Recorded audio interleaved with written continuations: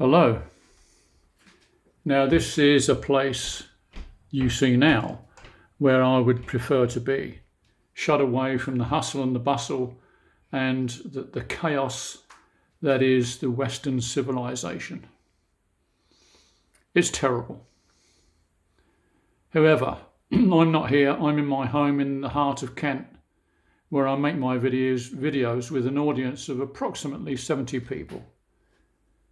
Not great, but my message is to enlighten people on what is actually going on behind our backs, with a government that doesn't actually care about individual people. We have a voting system here with two major parties that are basically two cheeks of the same backside, exactly the same policies.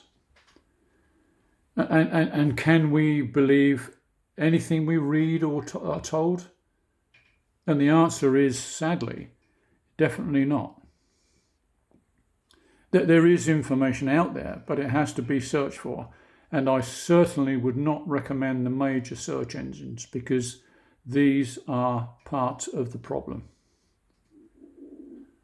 And I cannot emphasize enough the importance of questioning authority, most especially governmental officialdom.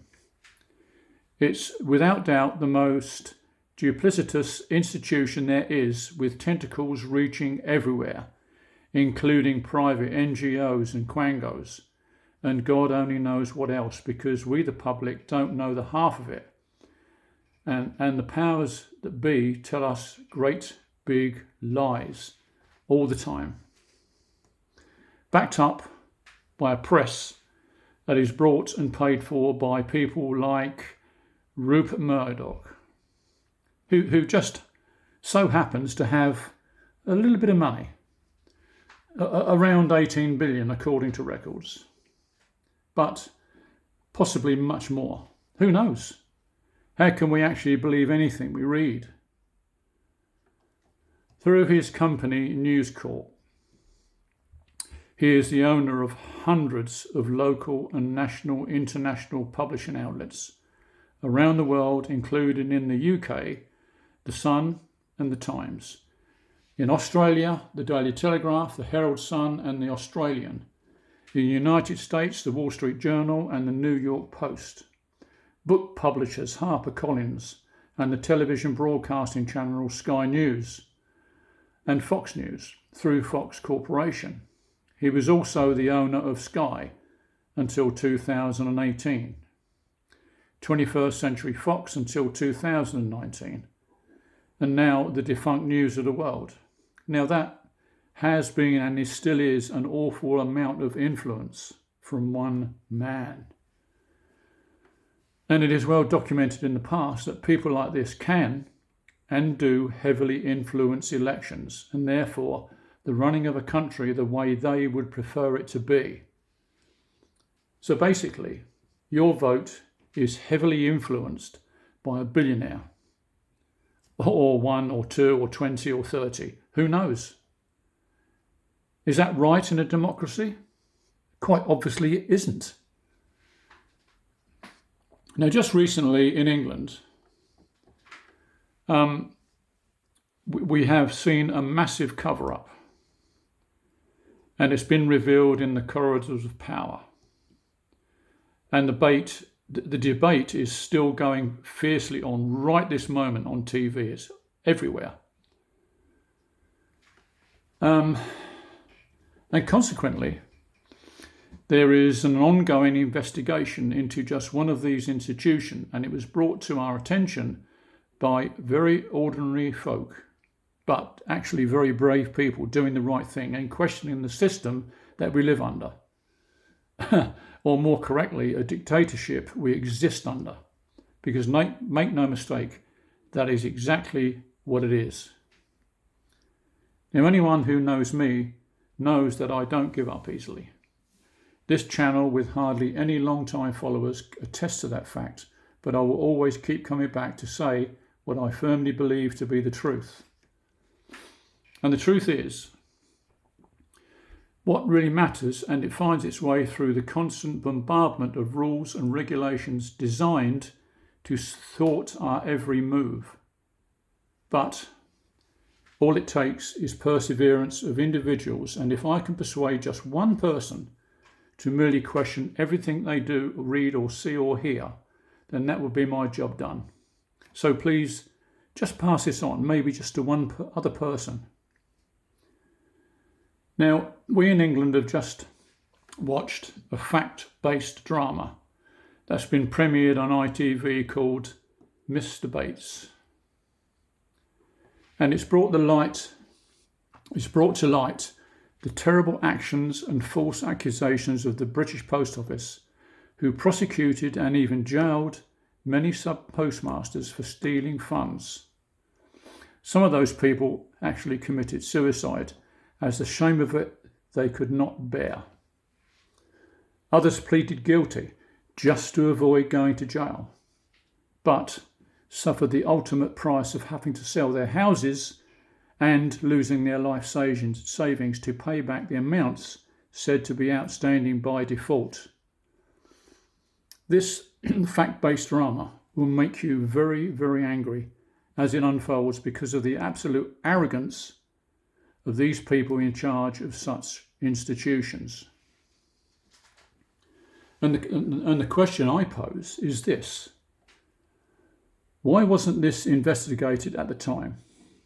It's taken a TV drama to expose a terrible injustice, and only now the police may be investigating.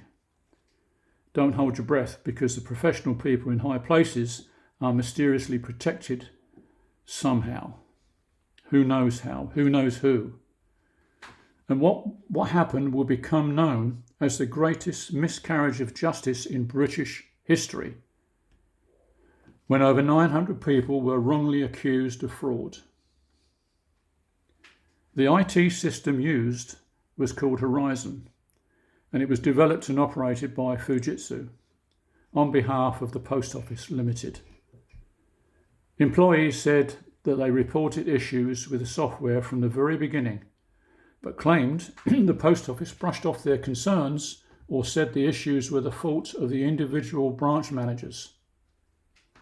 Alleged problems with the Horizon system was reported in Computer Weekly in 2009, when it was suggested that some of the computers used by the British Post Office couldn't handle the sophisticated software developed by Horizon. Now, the CEO in charge of the British Post Office at the time was a lady called Paula Venables, and I did a little research on this lady. She left university in 1981 with a Bachelor of Arts degree. She went on to work for L'Oreal, Dixon's Retail, Argos and Whitbread Brewery.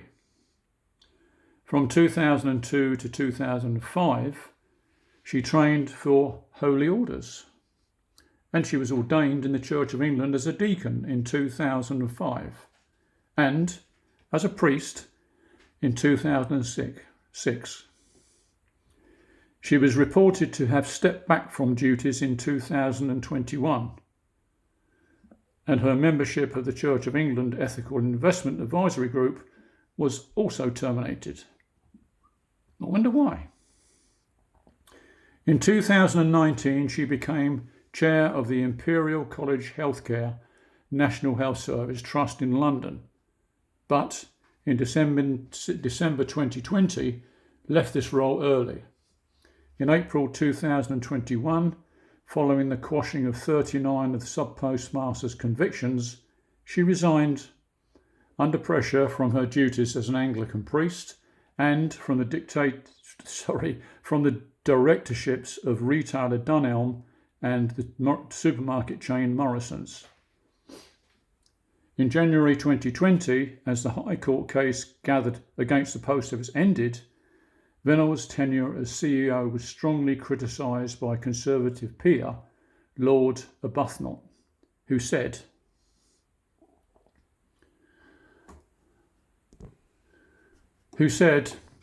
the hallmark of Paula Venables' time as the CEO was that she was willing to accept appalling advice from people in her management and legal teams purely because she was totally incompetent. The consequences of this were far-reaching for the post office and devastating for the sub-postmasters. However, there seems to have been no consequences for her. Lord Arbuthnot described the behaviour of the post office under her leadership as both cruel and extremely incompetent, and said that she was faced with a moral choice and she took the wrong one. The one which allowed hundreds of sub-postmasters to be falsely accused, humiliated and ruined by the organisation that she ran. In March 2020, she resigned from her Cabinet Office position. On 19th of March 2020, Venables was harshly criticised in the House of Commons, but no prosecution has so far been brought. Now, you would think that being an ordained priest would go hand in hand with honesty and integrity. It appears in this case that Paula Venables thought she might be above all that, just as many of her kind do. I am holier than thee attitude. And people like her are many, frighteningly so. We are completely surrounded by people like this, the multitude of inflated egos who ride high on their hubris. People who go through university without any experience of life or any clue about the job they've just entered, and the sufferance of those under them who have to cover their backsides.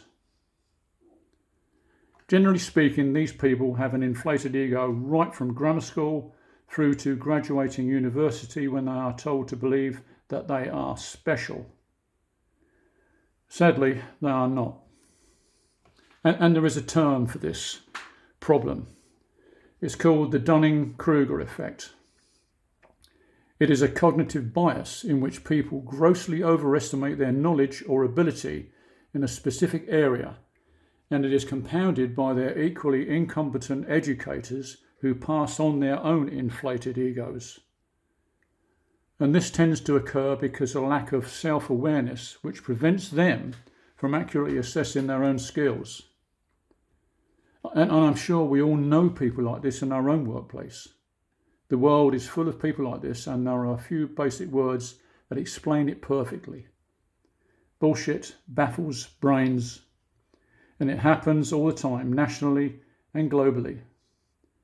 The answer? I don't know. But employing someone on ability rather than qualification might be a good start. When I was a builder, I employed people but never ever asked for qualifications. If you were a bricklayer, then you laid bricks. Just one day on the job would reveal their true talent. And the whole point of my monologue is this: question everything, even if it makes you unpopular. Going along with the flow just makes us all sheep. Stand up and be a voice, and remember this: people united will never be defeated. Mr. Alan Bates just proved that. But it is a warning also to steer clear of those with an inflated ego but have no ability. And I'm pretty damn sure that you know who I mean in your workplace. Now, I have an old school chum who is now a firm friend, and he revealed to me some of his experiences. He ran an office with considerable responsibility and was highly thought of in the company, but decided to leave all the bullshit and office politics to return to what he knew best in the building trade. And he was a man after my own heart when I left my job for life and a secure pension with the British Post Office, oddly enough, as a technician. And it was a job that ensured security and an extremely good pension at the end of it, just as long as you followed the rules and was a good boy. Ability was never ever considered. You just had to stand in line like the rest of the sheep. And for me, leaving there was the right thing to do, and I've never ever looked back. Now, this post office incident has been extremely disturbing and totally devastating to those involved. But it is just the tip of the iceberg of incompetent people in jobs they should never, ever be in. Taking people from university straight into any job without life experience is a bit like taking someone who has just passed their driving test and putting them into a Formula One racing car. The crash is inevitable, and they usually take innocent people with them. I'll end this short video on a high note. Yesterday, Paula Venables has just handed back her OBE. She won that award for turning the post office from a loss-making company into a profitable one. Which begs the question, what happened to the money the postmasters paid back under threat of bankruptcy or prison? The $1.5 million profit Venables made for the post office could account for this debacle. Just saying that, okay? Alan Bates and Fujitsu have just been invited by the British Trade Committee for talks. That's a good start. But isn't it amazing how things progress when corruption has been revealed? And I just wonder how many other people in high places are breathing a sigh of relief it wasn't them. So thank you very much for listening. Let's hope that things turn out for the better. But I wouldn't hold your breath. See you soon. Thank you very much for listening. Bye-bye.